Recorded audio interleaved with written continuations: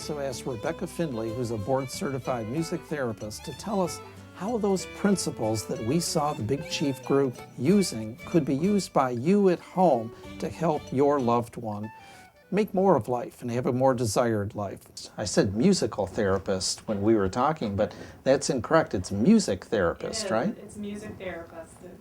That's a relatively new field, isn't it? It's relatively new. The first program was actually started at Michigan State in 1944. But music has been around for a long time. It's been used for centuries as a way to help with relaxation, agitation, and just general emotional mood improvement. So the concept isn't new, even though the actual field is on the newer side.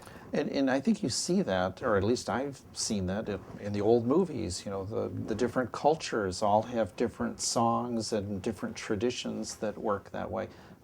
How do you work with older adults to, say, trigger their memory with music? How does that actually work?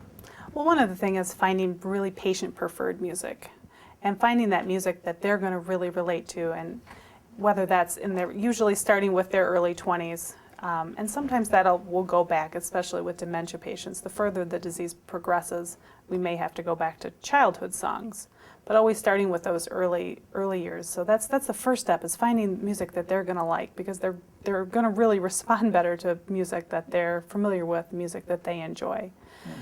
And using that music to invoke memories. So whether it's a specific memory or it's just an overall feeling of a better time, of being with family, of being with friends, and usually going from there and asking questions. So music therapy, is it just picking that favorite song from somebody's past and you turn on the turntable or turn on the iPod or turn on the radio and there it goes and music therapy session is over? Not exactly. Okay. A little bit more than that. Turning on the radio and turning on the iPod is always a good idea.